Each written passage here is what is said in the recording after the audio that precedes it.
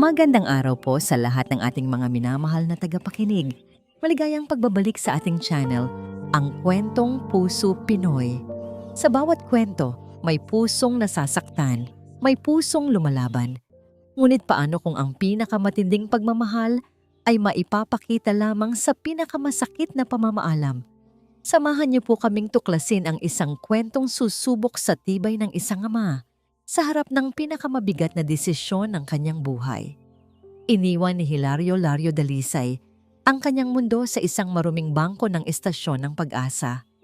Bawat hakbang palayo sa 3 taong gulang niyang anak na si Amihan ay parang 1,000 karayom na sabay-sabay tumutusok sa kanyang talampakan, sa kanyang dibdib, sa kanyang kaluluwa. Mahimbing ang tulog ni Ami, yakap-yakap ang gasgas ng si Kokoy, ang teddy bear na minanapan nito sa kanyang yumaong ina. Walang kamalay-malay sa bigat ng desisyong binitiwan ng amang siyang buong mundo niya. Sa tabi ng bata, isang maliit at gusot na papel. Nanginginig ang kamay niyang isinulat ang mga salitang yun kanina sa kanilang barong-barong. Alagaan niyo po siya. Bawat letra, isang patak ng luha. Muling umalingaw-ngaw sa isip ni Lario ang mga salita ni Andres Buwaya Lagman. Kasabay ng amoy ng murang alak at ng hapdi ng kanyang pisngi matapos siyang sampalin nito kagabi. Maswerte ka at hindi ko sinasaktan ng todo ang mga may utang sakin, Lario. Ang bulong ng demonyo. Pero ang anak mo, ibang usapan yan. Isa lang pagkakamali mo, baka isang araw hindi mo na siya makita. Ang banta na yon ang huling patak. Ang huling tulak sa kanya sa bangin ng kawalan ng pag-asa. Hindi niya kayang protektahan si Ami. Mahina siya. Mahirap.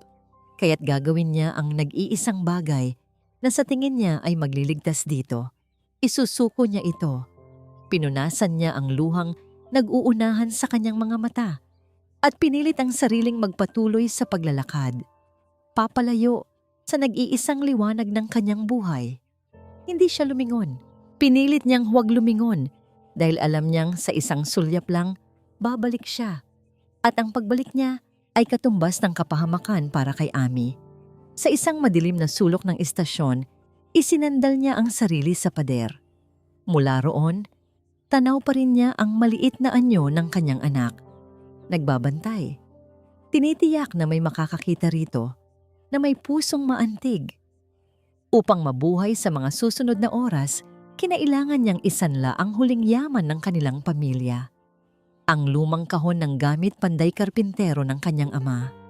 Sa takip nito, nakaukit pa ang mga salitang Dalisay and Sons, isang paalala ng dating dangal na ngayoy abo na lamang. Tinanggap niya ang ilang pirasong papel na pera na halos walang halaga, kapalit ng isang bagay na hindi matutumbasan. Ang bawat segundo ay parang isang oras. Ang bawat pagdaan ng tao na hindi pumapansin kay Ami ay isang dagok sa kanyang dibdib. Nagsisimula na siyang panghinaan ng loob. Nagsisimula ng bumulong ang pagsisisi. Mali ito. Diyos ko, mali ito. Akmang hahakbang na siya pabalik handang harapin si Buwaya at ang kamatayan. Nang isang anino ang huminto sa tapat ng bangko. Isang lalaking nakapormal na kasuotan. Mukhang mayaman. Makisig. Ngunit may lungkot sa mga mata na kasing lalim ng karagatan. Dahan-dahan itong napatingin sa natutulog na si Ami. Sa sandaling iyon, huminto ang pag-ikot ng mundo ni Lario at huminto rin ang pagtibok ng kanyang puso.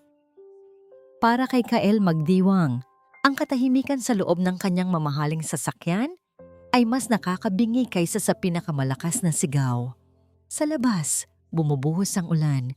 Hinuhugasan ang alikabok ng lungsod ng ginto, ngunit hindi nito kayang hugasan ang bigat sa kanyang puso. 5th anibersaryo ngayon, 5 taon mula nang ang tawa ng kanyang nag-iisang anak na si Marco ay napalitan ng walang hanggang katahimikan. Hinaplos niya ang dashboard kung saan nakatayo ang isang maliit na picture frame. Ang ngiti ni Marco. Ang nanayang ngiti na dati kayang-kaya niyang bilhin, pero ngayoy, kahit ang lahat ng yaman niya ay hindi na kayang maibalik. Hindi niya kayang manatili sa mansyon. Ang bawat sulok doon ay isang paalala ng nawala sa kanya. Kaya't heto siya, nagmamaneho ng walang patutunguhan hanggang sa ang mga gulong ng kanyang kotse ay kusa na lang huminto sa tapat ng estasyon ng Pag-asa. Isang lugar na puno ng pag-alis at pagdating. Isang lugar na salungat sa buhay niyang walang pinupuntahan. Bumaba siya ng sasakyan, hindi alintana ang ambon. Pumasok siya sa loob, sa gitna ng magulong dagat ng mga taong nagmamadali. At doon, sa gitna ng lahat, nakita niya ito. Isang batang lalaki, mag-isang nakaupo sa isang bangko. Napakaliit, napakatahimik, na para bang isa siyang isla sa gitna ng maalong karagatan. May kung anong humila kay Kael palapit dito. Hindi awa, hindi pag-usisa, isang bagay na mas malalim. Nang makalapit siya, napansin niya ang ginagawa ng bata. Maingat nitong inilalatag sa sahig ang mga maliliit na bato na nakuha nito sa gilid ng istasyon. Hindi iyon basta laro. May pattern, may lohika. 2, 3, 5, 7, 11. Nanlaki ang mga mata ni Kael. Mga prime numbers, sunod-sunod, walang mali. Isang bagay na kahit ang matatanda ay mahihirapang gawin. Ngunit ang batang ito, na sa tingin niya ay hindi lalagpas ng 3 taong gulang, ay ginagawa ito ng walang kahirap-hirap. Umupo si Kael sa tabi ng bata.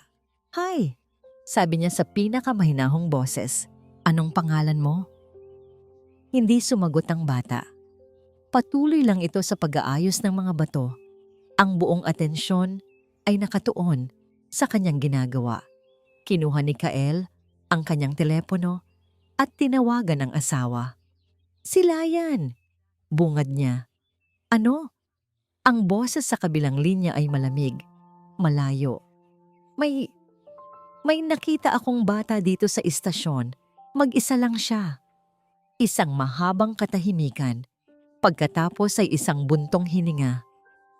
"Kael, umuwi ka na. Huwag mo nang dagdagan pa ang problema." Pero click. Binabaan siya ng telepono.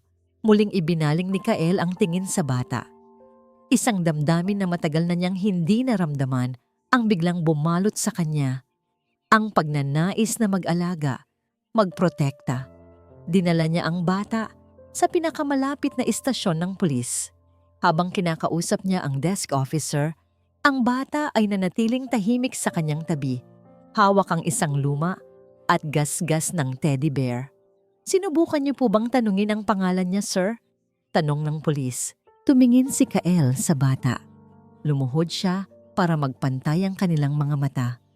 "Sige na boy, sabihin mo sa kanila kung anong pangalan mo." Sa unang pagkakataon, itinigil ng bata ang paglalaro sa kanyang mga daliri.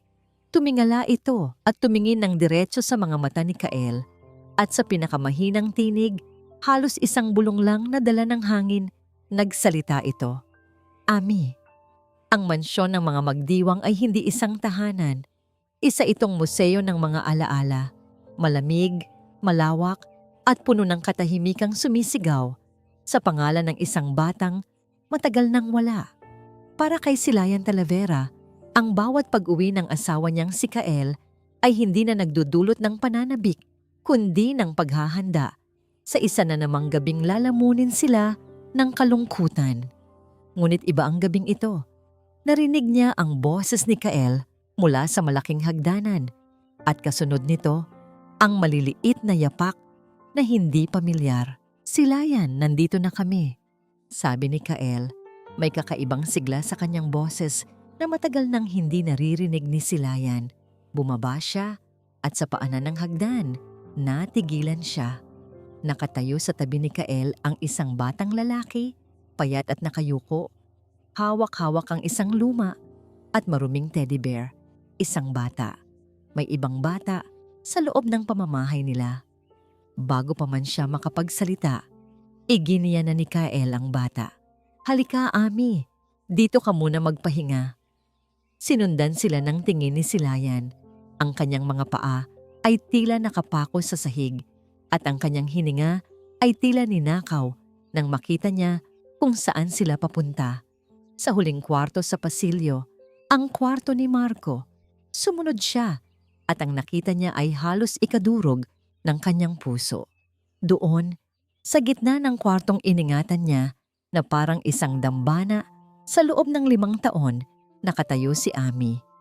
Ang mga laruang hindi nagalaw, ang pader na may mga guhit ng eroplano, ang unan na may amoy pa rin ng kanyang anak. Lahat ay nasasaksihan ang pagdating ng isang estranghero. Napahawak si Silayan sa hamban ng pinto para suportahan ang sarili.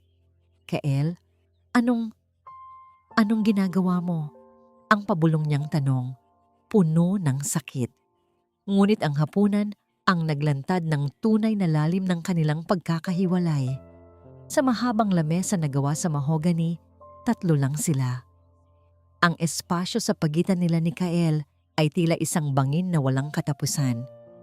Sinubukan ni Kael na magbukas ng usapan, ngunit ang mga sagot ni Silayan ay iisa-isang salita lamang. Si Ami naman ay tahimik na kumakain. Ang atensyon ay nasa pagkain. Tila walang pakialam sa tensyon sa pagitan ng 2 matanda. Ang tanging maririnig ay ang lagitik ng mga kubyerto sa pinggan. Matapos ang hapunan, nagkulong si Silayan sa kanilang silid. Ngunit hindi siya mapakali. May kung anong puwersa ang nagtulak sa kanya na lumabas at sumilip sa sala. Doon sa sahig, nakita niya si Ami. Sa paligid nito ay ang mga building blocks na dati paborito ni Marco. Ngunit hindi ito naglalaro lang. Gumagawa ito ng isang istruktura. Isang napakakomplikadong gusali na may mga tulay at matataas na tore. Isang replika ng city skyline na nakikita mula sa kanilang bintana. Sa unang pagkakataon sa loob ng maraming taon, isang ngiti ang sumilay sa mga labi ni Silayan. Isang gisa ng ngiti na hindi niya namalayan. Isang ngiti na nagmula sa pagkamangha. Dahan-dahan siyang lumapit. Nang mapansin siya ni Ami, bahagya itong napaatras. Nakita ni Silayan ang dumi sa damit nito at ang pagod sa mga mata nito. Lumambot ang kanyang puso. Gusto mo bang magpalit ng damit? Mahinahon niyang tanong. Tumango ang bata. Habang tinutulungan niyang hubarin ang manipis na jacket nito, may nahulog mula sa bulsa. Isang maliit at gusot na piraso ng papel. Pinulot ito ni Silayan. Binuklat. Alagaan niyo po siya. Ang mga salita, kahit bahagyang nabura ng mga patak ng luha, ay tumagos sa kanyang puso na parang punyal. Silayan. Napalingon siya. Si Kael, nakatayo sa kanyang likuran. May hawak na telepono. Ang lungkot sa mukha nito ay napalitan ng determinasyon. Nahanap ko na ang address ng ama niya, sabi ni Kael. Pupuntahan natin siya bukas. Ang baryo Himlayan ng mga bituin ay isang lugar na tila kinalimutan na ng mapa. Ang kalsadang sementado ay biglang naging putik. Ang mga konkretong bahay ay naging mga barong-barong na gawa sa yero at pinagtagpi-tagping kahoy.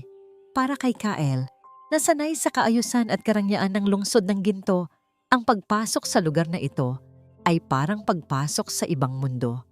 Pinahid niya ang pawis sa kanyang noo, kahit pa malamig ang aircon ng sasakyan. Bawat tingin ng mga taong nadaraanan niya ay tila isang matalim na paghusga. Sino ang dayuhang ito sa kanyang makinang nasasakyan? Ano ang kailangan niya sa kanilang mundong puno ng kakulangan? Nang sa wakas ay mahanap niya ang address na ibinigay ng pulisya, mas lalo siyang nanlumo. Hindi ito isang bahay, isa itong dampa. Isang maliit na silungan na anumang oras ay kayang tangayin ng malakas na hangin.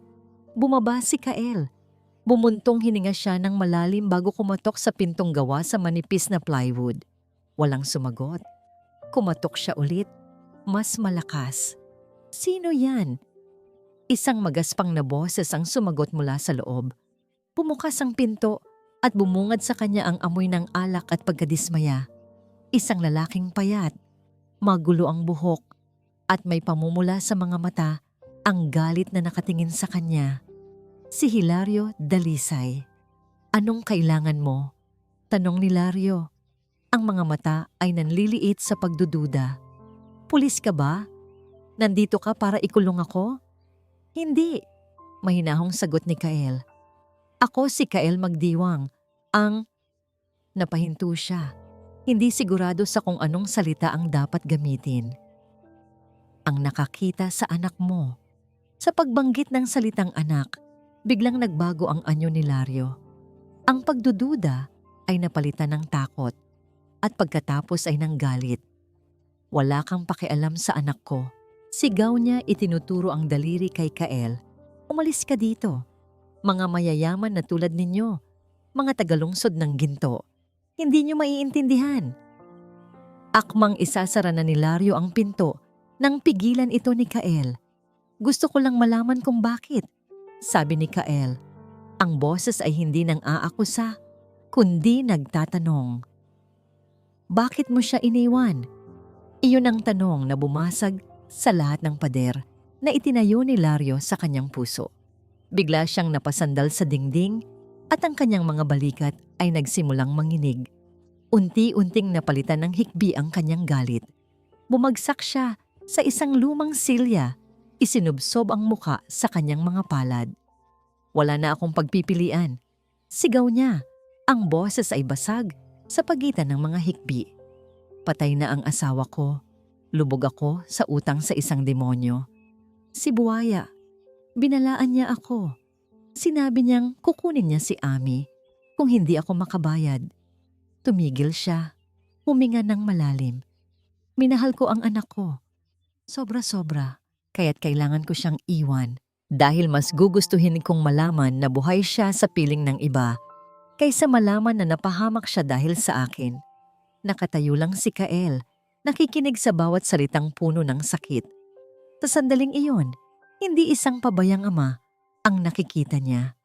Nakikita niya ang isang taong durog, isang taong isinuko ang lahat para sa pag-ibig, isang pag-ibig na sukdulan. Lumapit si Kael. Walang paghuhusga sa kanyang mga mata. Tanging isang malalim na pag-unawa. Hayaan mong ampunin ko si Ami. Sabi niya, ang boses ay matatag at puno ng desisyon. Ibibigay ko sa kanya ang buhay na hindi mo kaya. Habang wala si Kael, isang himala ang unti-unting naganap sa mansyon ng mga Magdiwang. Ang dating malamig at malungkot na tahanan ay nagkaroon ng bahagyang init. Ang katahimikan ay napalitan ng tunog ng mga laruang bumabagsak, ng maliliit na yapak sa sahig na marmol. Sa unang pagkakataon, sa loob ng 5 taon, naramdaman ni Silayan ang pag-asa. Naging abala siya sa pag-aalaga kay Ami.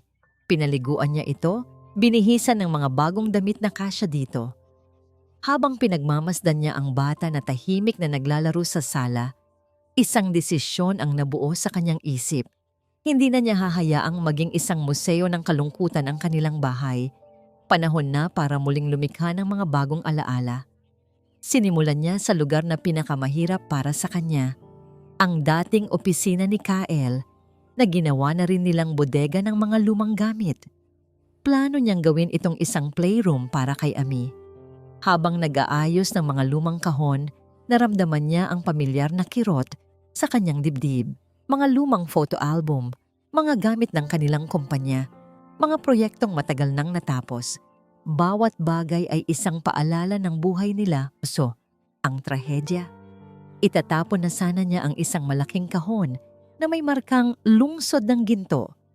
Phase 1, nang bigla siyang mapatigil.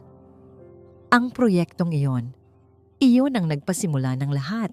Ang proyektong nagpayaman ng husto kay Kael, ngunit siya ring naglayo sa kanya mula sa pamilya. Dahil sa pag-usisa, binuksan niya ito.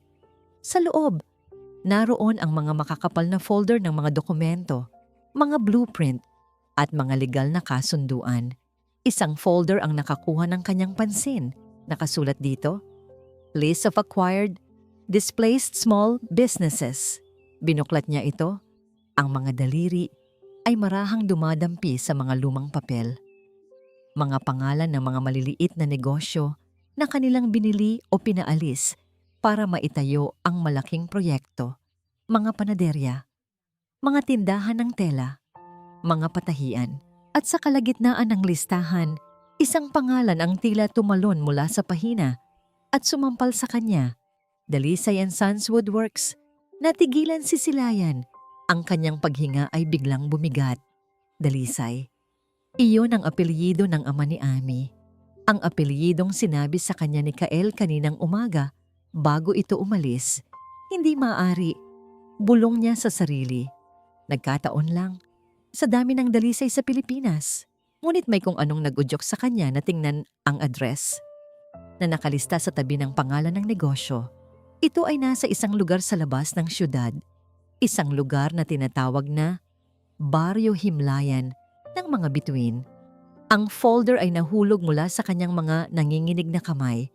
Ang mga papel ay nagkalat sa sahig. Ang pag-asang kanina lang ay nararamdaman niya ay biglang napalitan ng isang nakakakilabot na hinala. Tumakbo siya palabas ng opisina. Ang puso niya ay kumakarera. Nakita niya si Ami sa sala. Abala pa rin sa pagbuo ng kanyang toreng gawa sa building blocks. Ang tore ay mataas na ngayon, ngunit mukhang malapit ng gumuho. At sa sandaling iyon, isang nakakatakot na pakiramdam ang bumalot kay Silayan.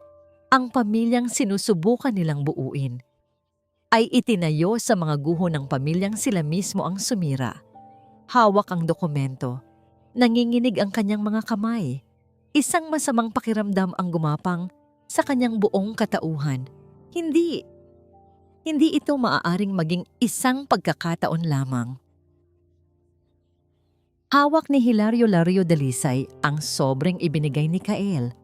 Sa loob, ang perang magsisilbing panimula niya. Hindi ito tiket para sa marangyang buhay, kundi isang pambili ng pagkakataon. Isang pagkakataong makabangon.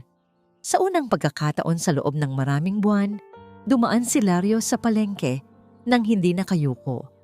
Itinaas niya ang kanyang noo. Ang pera sa kanyang bulsa ay hindi lang papel. Ito ay bigat ng pangako at pag-asa. Bumili siya ng isang buong manok na litson. Ang mainit na amoy nito ay tila isang pabango mula sa langit. Naisip niya si Ami. Ganitong-ganito ang mga pagkain na pinapangarap niyang ihain sa kanyang anak. Sa isang mesang hindi nila kailangang problemahin kung may laman ba bukas. Kahit wala si Ami, ang pagbili nito ay isang simbolo. Isang deklarasyon na hindi pa tapos ang laban. Ngunit ang pag-asa ay isang marupok na bagay sa Baryo Himlayan. Habang binabaybay niya ang isang madilim na eskinita pa uwi, isang anino ang humarang sa kanyang daraanan. Dalawa pa ang sumulpot mula sa kanyang likuran. At sa gitna, ang ngising aso ni Andres Buwaya Lagman. Mukhang maganda ang araw mo, Lario, sabi ni Buwaya. Ang boses ay parang kalawang. Nakabili ka pa ng manok. May selebrasyon ba? Nanigas si Lario sa kanyang kinatatayuan. Ang manok na litson ay biglang bumigat sa kanyang kamay. Wala akong pera, Buwaya. Maawa ka na. Awa? Tumawa si Buwaya, isang tawang walang kagalakan. Ang awa ay para sa mga taong marunong magbayad. Isang malakas na suntok sa sikmura ang nagpatumba kay Lario. Nahulog ang manok sa putikan. Bago pa siya makabangon, dinakma na ng mga alipores ni Buwaya ang kanyang mga braso at hinalughog ang kanyang bulsa. Kinuha nila ang sobre. Binuklat ito ni Buwaya, binilang ang pera. Magaling. Mukhang may bago kang raket. Lumuhod siya para magpantay ang kanilang mga mata. Matalino ka rin pala, Lario. Ipinamigay mo ang anak mo para makahuthot ng pera sa mayaman. Ang mga salitang iyon ay mas masakit pa sa suntok. Wala kang alam, sigaw ni Lario. Ang alam ko lang ay ang utang mo sa akin, sagot ni Buwaya at idinuldol ang daliri sa noo ni Lario. Nawala na sa iyo ang talyer niyo? Ngayon pati ba naman anak mo? Ipinatalo mo na rin? Ibinulsa ni Buwaya ang pera at tumayo. Iniwan si Laryong nakaluhod sa putik, katabi ng manok na simbolo ng kanyang nawalang pag-asa. Ngunit bago umalis, huminto si Buwaya. May kinuha siya sa kanyang bulsa, isang cellphone. Ipinakita niya kay Lario ang screen. Isang litrato ni Kael na inaabot sa kanya ang sobrang iyon kanina, kuha mula sa malayo. Magaling yung Anghel de la Guardia Molario, sabi ni Buwaya na may ngisi. Mukhang marami siyang pera. At kung marami siyang pera, ibig sabihin, marami ka pa ring utang sa akin. Tumalikod na si Buwaya at naglakad palayo. Kasunod ang kanyang mga alipores. Huminto siya sa tabi ng isa sa kanila. Alamin mo lahat, bulong niya. Sapat lang para marinig ng kanyang tauhan. Alamin mo lahat tungkol sa mayamang yan para sa akin. May mas malaki pa tayong makukuha dito. Sa loob ng malapalasyong opisina ng pinakamagaling na abogado sa lungsod ng Ginto, ang hangin ay puno ng pag-asa. Para kay Kael Magdiwang, ang bawat pirma niya sa mga dokumento ng adopsyon ay hindi lang tinta sa papel. Ito ay isang panibagong simula. Isang muling pagsulat ng kanyang tadhana. Sa kanyang tabi, nakaupo si Silayan, tahimik ngunit hindi na malamig. Ang kanyang mga kamay ay nakapatong sa balikat ni Ami na matiyagang naghihintay habang naglalaro ng isang maliit na puzzle sa kanyang kandungan. Sa unang pagkakataon sa loob ng 5 taon, naramdaman ni Kael na sila ay isang pamilya. Ang mga nakaraang araw ay puno ng mga pagbabago. Pinirmahan ni Lario ang mga paunang papeles nang may luhang namumuo sa mga mata. Isang sakripisyong hinding-hindi malilimutan ni Kael. Ipinangako niya sa kanyang sarili na hindi niya sasayangin ang tiwalang iyon. Tumingin siya kay Silayan at sa wakas, nginitian siya nito pabalik. Isang tunay na ngiti, hindi pilit, hindi malungkot. Isang nangiting umabot hanggang sa mga mata nito. Sa ngiting iyon, nakita ni Kael ang Silayan na dati niyang minahal, ang babaeng puno ng init at pag-asa. Okay, Mr. and Mrs. Magdiwang, sabi ng abogado. Inaayos ang salamin. Konting papeles na lang at opisyal nang magsisimula ang proseso. Congratulations! Habang naglalakad sila palabas ng gusali, ang sikat ng araw ay tila mas maliwanag. Hawak ni Kael ang isang kamay ni Ami at hawak naman ni Silayan ang kabila. Isang perpektong larawan, isang pamilyang muling nabuo. Hindi alam ni Kael na sa bawat ngiti ni Silayan, may nakatagong anino ng pag-aalala. Ang mga dokumentong natuklasan niya ay nakatago sa ilalim ng kanilang kama, isang bombang naghihintay ng tamang oras upang sumabog. Pinili niyang manahimik. Ayaw niyang sirain ang sandaling ito. Ayaw niyang bawiin ang nangiti sa labi ng kanyang asawa. Ipinangako niya sa sarili na hahanap siya ng tamang tiyempo para sabihin ang lahat. Saan natin gusto kumain? Masayang tanong ni Kael. Ice cream? Pizza? Kahit anong gusto mo, Ami, ibibigay namin sa'yo. Hindi sumagot si Ami, ngunit marahan itong hinigpitan ng hawak sa kamay ni Kael. Para kay Kael, iyon ay sapat na. Nang makarating sila sa parking lot, kinuha ni Kael ang kanyang telepono para tawagan ang kanyang driver. Ngunit bago pa niya iyon magawa, isang mensahe ang pumasok. Mula sa isang numerong hindi rehistrado. Binuksan niya ito. Naglalaman ito ng isang litrato. Ang litrato niya, kuha mula sa malayo. Habang inaabot ang isang sobre kay Lario sa gitna ng maputik na baryo Himlayan. Nanlamig ang buong katawan ni Kael. Ang kanyang puso ay nagsimulang tumibok ng napakabilis. Scroll down niya. At may kasunod itong text message. 4 na salita lang, ngunit sapat na para gumuho ang kanyang mundo. Alam ko ang sikreto mo. Ang katahimikan sa mansyon ng mga Magdiwang ay mas mabigat kaysa sa isang bato. Ang saya kanina sa opisina ng abogado ay tila isang panaginip na. Isang alaalang mabilis na binura ng kasalukuyan. Mula nang matanggap ni Kael ang mensahe sa kanyang telepono, nagbago ang lahat. Hindi na siya nagsasalita. Pabalik-balik siya sa paglalakad sa kanyang malaking opisina. Ang nooy may butil-butil na pawis. Ang mga kamay ay nanginginig habang hawak ang cellphone. Ang Kael na kasama ni Silayan ngayon ay hindi ang Kael na nangako ng bagong simula kanina. Ito ang Kael na dati niyang kinatatakutan. Malamig, malayo, balot sa mga pader na siya lang ang nakakaalam kung ano ang nasa loob. Hindi na kaya ni Silayan. Ang bagong sikretong ito na ipinatong sa lumang sikretong itinatago niya ay napakabigat na para pasanin. Humakbang siya papasok sa opisina. Hinintay niyang matapos ang isa na namang walang kabuluhang tawag ni Kael sa kung sino man. Nang ibaba nito ang telepono, hindi na siya nag-aksaya ng panahon. Kinuha niya mula sa isang drawer ang folder na ilang araw na niyang itinatago. Dahan-dahan siyang lumapit sa makintab na lamesang gawa sa mahogany at marahan ngunit may bigat na ipinatong ito sa ibabaw. Ang tunog ng paglapat nito sa kahoy ay umalingaw-ngaw sa buong silid. Thud. Napatingin si Kael sa folder pagkatapos ay kay Silayan. Kunot ang noo. Ano yan? Hindi sumagot si Silayan. Sa halip, binuklat niya ito sa pahina kung saan naroon ang listahan. Itinuro niya ang isang pangalan. Kilala mo ba ang pangalang yan, Kael? Ang tanong niya. Ang boses ay nanginginig ngunit puno ng diin. Dalisay and Sons Woodworks. Nag-iba ang anyo ni Kael. Ang pagkabalisa ay napalitan ng pagkabigla at pagkatapos ay ng pagtatangkang itago ito. Saan mo nakuha yan? Mga lumang papeles na yan, Silayan. Huwag mong ibahin ang usapan. Giit ni Silayan. Nararamdaman ang pag-akyat ng galit at sakit sa kanyang dibdib. Iyan ang negosyo ng ama ni Ami. Ang negosyong nawala dahil sa proyektong lungsod ng ginto.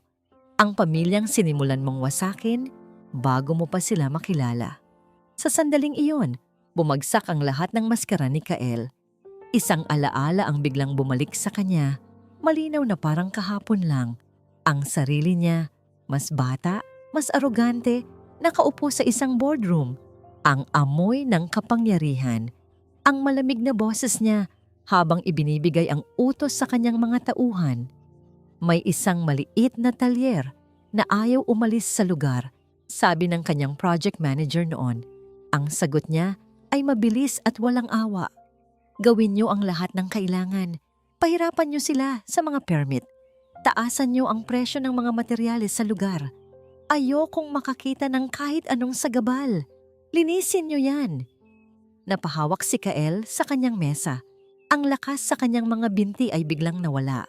Napaupo siya sa kanyang mamahaling silyang gawa sa leather, ngunit hindi niya naramdaman ang lambot nito. Ang tanging nararamdaman niya ay ang bigat ng isang kasalanang matagal nang nakabaon, na ngayon ay hinuhukay pabalik. Hindi siya ang tagapagligtas sa kwentong ito. Siya ang kontrabida. Siya ang nagsimula ng sunog na sumira sa buhay ni Lario. Tumingin siya kay Silayan. Ang kanyang mga mata ay puno ng pangingilabot at pagsisisi. Kael, sabi ni Silayan. Ang mga luha ay nagsisimula nang mamuo sa kanyang mga mata. Anong ginawa mo? Bago pa man makasagot si Kael, ang katahimikan ay muling binasag. Ring, ring, ring. Ang telepono niya. Ang unregistered number na naman. Nanginginig niyang sinagot ito, inilagay sa speaker mode. Hello? Isang boses na garalgal, parang nabasag na bote, ang sumagot mula sa kabilang linya. Ang boses ni Buwaya. Ngayon, sabi ng boses, puno ng pagbabanta at tagumpay. Ngayong mukhang alam mo na kung sino talaga ang dahilan ng lahat ng ito. Palagay ko, pwede na tayong mag-usap tungkol sa negosyo, Mr. Magdiwang. Nang matapos ang tawag, ang telepono ay bumagsak mula sa nanginginig na kamay ni Kael at lumikha ng malakas na kalabog sa mamahaling sahig na kahoy, ngunit hindi niya ito narinig. Ang tanging naririnig niya ay ang ugong sa kanyang tainga at ang malakas na kabog ng kanyang dibdib. 10 milyon! Bulong ni Kael sa hangin, hindi makapaniwala. 10 milyon para sa katahimikan. 10 milyon para bilhin ang kasinungalingan. Madali lang yan sa'yo, Mr. Magdiwang. Ang huling sinabi ni Buwaya bago ibaba ang telepono. Isipin mo na lang, bayad mo iyan para sa konsensya mo, para hindi malaman ng pobreng karpintero na ang taong kumukop sa anak niya ay siya ring pumatay sa kanyang pangarap. Napahilamos si Kael. Madali lang ang pera. Isang tawag lang sa kanyang bangkero at malilipat ang halagang yon. Isang pirma lang.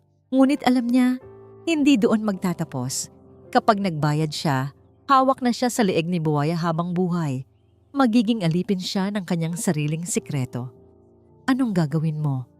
Tanong ni Silayan. Ang boses ay mahina. Ngunit ang mga mata ay nakatitig sa kanya, naghahanap ng sagot. Ibibigay ko ang pera. Mabilis na sagot ni Kael. Tatapusin ko ang gulong ito. Umiling si Silayan. At pagkatapos, paano kung humingi siya ulit? Paano kung may iba pang makaalam? Hanggang kailan, Kael? Hanggang kailan tayo magbabayad para sa isang kasalanang hindi mo kayang harapin? Ang mga salita ni Silayan ay tumama na parang sampal. Tama siya. Ang pagbabayad kay Buwaya ay hindi solusyon. Isa lang itong panandaliang lunas sa isang sakit na malala. Isang band-aid sa isang malalim na sugat na patuloy na dudugo. Lumabas siya ng opisina at naglakad papunta sa silid kung saan mahimbing na natutulog si Ami. Pinagmasdan niya ang payapang mukha ng bata. Ang inosenteng mukha na walang alam sa kasakiman at kasalanan ng mga matatanda sa paligid niya. Dito siya namulat. Ang pamilyang binubuo niya kasama si Ami ay hindi maaaring itayo sa pundasyon ng kasinungalingan. Hindi niya kayang tingnan ang batang ito araw-araw, habang alam niyang ang buong buhay nila ay isang malaking panloloko. Ang pag-ibig niya para kay Ami ay kailangang maging mas malakas kaysa sa takot niya sa katotohanan. Kailangan niyang harapin ang kanyang kasalanan. Kailangan niyang harapin si Lario. Kahit na ang kapalit nito ay ang pagkawala ni Ami sa kanya magpakailanman. Bumalik siya sa opisina. Ang pag-aalinlangan sa kanyang mukha ay napalitan ng isang mapait, ngunit matatag na desisyon. Kinuha niya ang kanyang telepono, hindi para tawagan ang kanyang bangkero, kundi para hanapin ang numero ni Lario. Pinindot niya ang call button. Bawat ring ay parang martilyong pumupukpok sa kanyang dibdib. Sa ikatlong ring, sumagot ito. Hello? Huminga ng malalim si Kael. Nanginginig ang kanyang boses. Lario, si Kael to. Kailangan nating magkita. May kailangan akong sabihin sa'yo. Pinili ni Kael ang isang abandonadong pantalan para sa kanilang tagpuan. Isang lugar na walang pader, walang pinto, walang matataguan. Isang lugar kung saan ang tanging saksi sa kanilang pag-uusap ay ang malawak na kalangitan at ang madilim na tubig sa ibaba. Dumating si Lario sakay ng isang lumang tricycle. Sa kanyang pagbaba, may dala siyang isang maliit na bayong. Sa loob, isang laruang kabayo na gawa sa kahoy, pinakinis at pininturahan niya magdamag. Isang regalong pasasalamat para kay Ami. Sa kanyang puso, si Kael pa rin ang anghel na nagligtas sa kanyang anak. May kaunting hiya at kaba siyang nararamdaman, ngunit nangingibabaw ang pasasalamat. Sir Kael, bati ni Lario, bahagyang nakayuko. Magandang gabi po. Ito po pala, munting pasasalamat ko lang para kay Ami. Hindi kinuha ni Kael ang laruan. Nakatayo lang siya roon. Ang mukha ay sinisinaga ng nag-iisang ilaw ng poste. Ang mga mata ay puno ng sakit na hindi maintindihan ni Lario. Salamat, Lario, sabi ni Kael. Ang boses ay paos. Pero hindi ako karapat-dapat dyan. Ano pong ibig niyong sabihin? Huminga ng malalim si Kael. Ito na, walang nang atrasan. Lario, ang pagkakakilala natin, hindi iyon nagkataon lang. Sinimulan niyang ikwento ang lahat. Ang tungkol sa lungsod ng ginto, ang tungkol sa pagpapalawak ng kanyang kumpanya, at ang tungkol sa isang maliit na talyer ng karpintero na naging sagabal sa kanyang mga plano. Habang nagsasalita si Kael, unti-unting nawawala ang nangiti sa mukha ni Lario. Ang pagtataka sa kanyang mga mata ay napalitan ng pagkalito. Pagkatapos ay nang hindi makapaniwalang pagkamuhi. Ang Dalisay and Sons, Ang negosyo ng tatay ko. Bulong ni Lario. Ako ang dahilan kung bakit nawala sa inyo ang lahat, Lario. Pag-amin ni Kael, bawat salita ay parang lason na lumalabas sa kanyang bibig.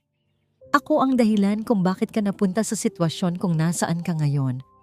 Ako ang dahilan kung bakit kinailangan mong iwan si Ami sa istasyon. Sa sandaling iyon, ang mundo ni Lario ay gumuho. Ang taong pinagkakautangan niya ng loob, ang taong tinitingala niya, ang bayani ng kanyang anak, ay siya rin palang demonyong sumira sa kanyang buhay. Ang lahat ng kanyang paghihirap, ang pagkamatay ng kanyang asawa dahil sa stress at sakit, ang pagbagsak ng negosyong ipinamana sa kanya, ang pagkakalubog niya sa utang kay Buwaya, lahat ng yon ay may pinagmulan at ang pinagmulan na yon ay nakatayo ngayon sa kanyang harapan. Nabitiwan ni Lario ang laruang kabayo.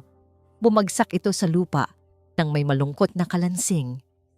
Ang pasasalamat sa kanyang dibdib ay biglang naging isang nag-aapoy na galit. Hayop ka, sabi ni Lario. Ang boses ay nanginginig sa puot. Hayop ka. Sumugod siya at sinunggaban ng kwelyo ng mamahaling damit ni Kael. Ang lakas na nagmula sa taon ng paghihirap at hinanakit ay biglang bumuhos. Niloko mo ko. Pinaniwala mo ko. Ginamit mo ang kahinaan ko para makuha ang anak ko. Itinulak niya si Kael na hindi lumaban. Napaurong ito na tumba sa sahig na semento. Ibalik mo sa akin si Ami, sigaw ni Lario. Ang mga luha at galit ay nagsasanib sa kanyang mukha. Wala kang karapatan sa kanya. Ibalik mo ang anak ko. Nang biglang, sa gitna ng kanilang paghaharap, isang tunog ang pumunit sa tensyonadong katahimikan. Ring, ring, ring. Ang cellphone ni Lario. Nanginginig niyang kinuha ito mula sa kanyang bulsa. Isang hindi pamilyar na numero. Sinagot niya. Isang boses na kilalang kilala niya ang nagsalita. Malamig at mapang-asar. Ang boses ni Buwaya. Gusto mo bang makita ulit ang anak mo, karpintero? Tanong ng boses. Pumunta ka sa abandonadong bodega sa dulo ng pantalan na to. Mag-isa ka lang. Sa isang iglap, nawala ang lahat ng galit sa puso ni Lario. Napalitan ito ng purong primal na takot. Hinawakan ni Kael ang balikat niya. Anong nangyari? Tanong ni Kael. Nakikita ang pangingilabot sa mukha ni Lario. Si Buwaya. Hirap na sabi ni Lario. Nasa kanya si Ami. Hindi na nila kailangan pang mag-usap. Ang kanilang pagiging magkaaway ay biglang nawalan ng saysay. Sa sandaling iyon, iisa lang sila. Dalawang ama na handang gawin ang lahat para sa iisang anak. Kailangan nating tumawag ng pulis, sabi ni Kael, kinukuha ang kanyang telepono. Huwag, sigaw ni Lario. Sabi niya, ako lang mag-isa. Baka saktan niya si Ami. Kilala ko si Buwaya, wala siyang puso. Nagtalo ang kanilang mga mata. Isang mabilis ngunit malalim na pag-unawa ang namagitan sa kanila. Kailangan nilang gawin ito ng sila lang. May alam akong ibang daan papasok sa bodega. Mabilis na sabi ni Lario. Ang isip karpintero niya ay biglang gumana. Sa likod, may bintanang sira. Ako ang papasok. Ikaw ang bahala sa labas. Tumawag ka ng tulong kapag nasa loob na ako. Tumango si Kael. Walang pag-aalinlangan. Lario. Ang bawat anino sa loob ng bodega ay tila isang halimaw. Ang bawat kaluskos ay isang banta. Dahan-dahan siyang gumapang sa likod ng mga kinakalawang na drum. Sinusundan ng yak ni Ami. At doon, sa gitna ng isang bilog ng liwanag, mula sa nag-iisang bumbilya, nakita niya sila. Si Buwaya may hawak na patalim at si Ami umiiyak sa isang sulok, yakap-yakap si Kokoy. Ami! Hindi napigilang bulong ni Lario. Narinig siya ni Buwaya. Ayan ka na pala, karpintero. Ang tapang mo. Tumayo si Lario mula sa kanyang pinagtataguan. Itinaas niya ang kanyang mga kamay. Pakawalan mo na ang bata, Buwaya. Ako ang kailangan mo, hindi siya. Tumawa si Buwaya. Hindi na ikaw ang kailangan ko. Ang pera ng bago niyang tatay ang kailangan ko. At itong bata, siya ang insurance ko. Kael, nasa labas si Kael. Kausap ang pulis sa telepono. Ibinibigay ang kanilang lokasyon sa pabulong na paraan. Ngunit ang bawat segundo ay parang isang kawalang hanggan. Naririnig niya ang sigawan sa loob. Hindi na siya makapaghintay. Nakakita siya ng isang makapal na tubo ng bakal sa sahig. Pinulot niya ito. Hindi niya alam kung paano lumaban, pero kailangan niyang gawin. Pumasok siya sa bodega. Sumisigaw. "Buwaya! Bitawan mo siya!" Ang pagdating ni Kael ang gulong hindi inaasahan ni Buwaya. Sa pagkalito nito, sinubukan niyang sunggaban si Ami para gawing panangga. Sa sandaling iyon, ang mundo ay tila bumagal para kay Lario. Nakita niya ang patalim na kumislap. Nakita niya ang takot sa mga mata ni Ami. Wala nang pag-iisip. Tanging instinct na lang ng isang ama. Tumakbo siya. Tumakbo siya ng mas mabilis kaysa sa inaakala niyang kaya niya.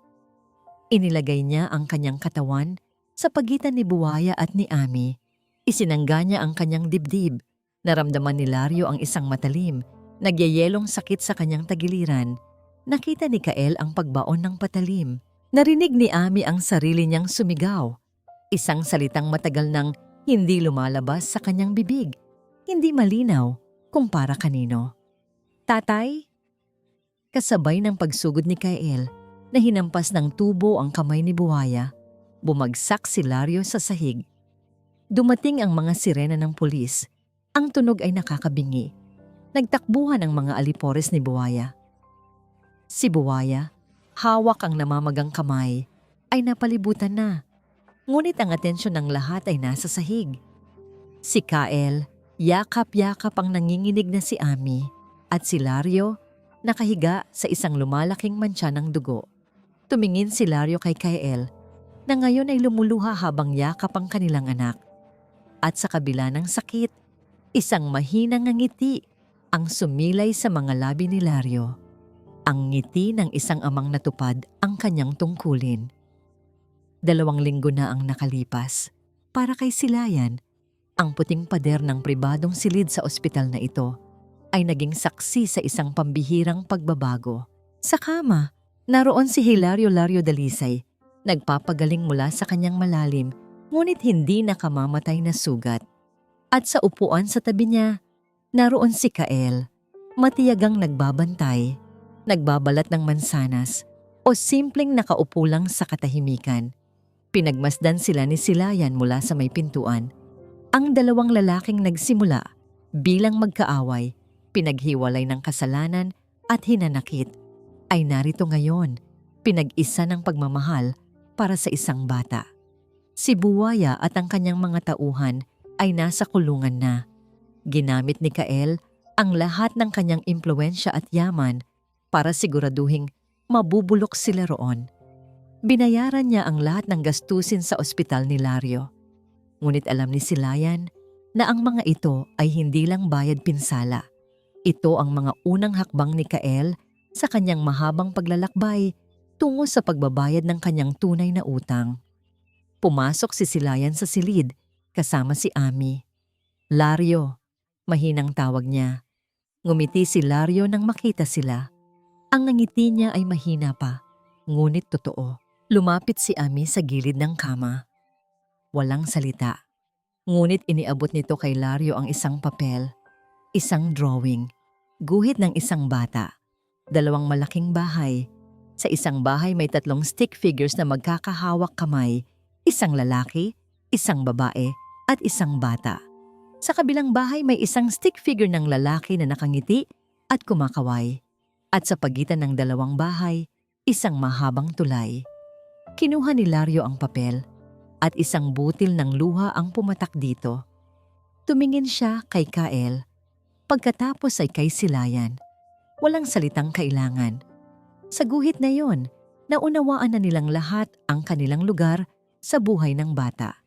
Nang sumunod na araw, dumating ang abogado ni Kael. Dala ang mga huling papeles ng adopsyon. Inabot ito ni Kael kay Lario. "Naiintindihan ko kung Kung nagbago ang isip mo, sabi ni Kael, ang boses ay puno ng paggalang. Tiningnan ni Lario ang mga papeles. Pagkatapos ay tumingin siya sa bintana, kung saan tanaw ang lungsod ng ginto sa malayo. Ang syudad na dati ay simbolo ng kanyang kabiguan, ngayon ay simbolo na ng kinabukasan ng kanyang anak. Kinuha niya ang ballpen. At sa ilalim ng kanyang pangalan, pumirma siya. Alagaan niyo siya, sabi ni Lario. Inuulit ang mga salitang isinulat niya sa istasyon. Ngunit ngayon, wala nang bigat. Tanging pagtitiwala na lang. Alagaan niyo po siya para sa akin. Lumipas ang ilang taon. Sa isang malawak at maliwanag na silid-aralan, sa isang prestihiyosong paaralan, isang batang nagngangalang Amihan, magdiwang, ang abalang nagsusulat ng mga komplikadong equation sa isang whiteboard, habang buong pagmamahal siya ngamang ng pinagmamasdan ng kanyang mga magulang, sina Kael at Silayan. At sa isang maliit, ngunit maunlad na bayan sa labas ng syudad, isang bagong talyer ng karpintero ang nagbukas. Sa karatulan nito, nakasulat ang mga salita. Dalisay Magdiwang Works. Sa loob, isang masayang Hilario Dalisay ang nagtuturo sa ilang kabataang apprentice. Ang mga kamay ay abala sa paglikha at ang puso ay payapa. Sa ibabaw ng kanyang mesa, nakatago sa isang maliit na kahon ay isang sulat na hindi pa nabubuksan. Isang sulat na para kay Ami na ibibigay niya sa tamang panahon. Isang sulat na nagsasalita tungkol sa pag-ibig na may iba't ibang anyo, tungkol sa sakripisyo at tungkol sa kung paanong minsan ang pinakamasakit na pamamaalam ay maaaring maging simula ng pinakamagandang pagbabalik.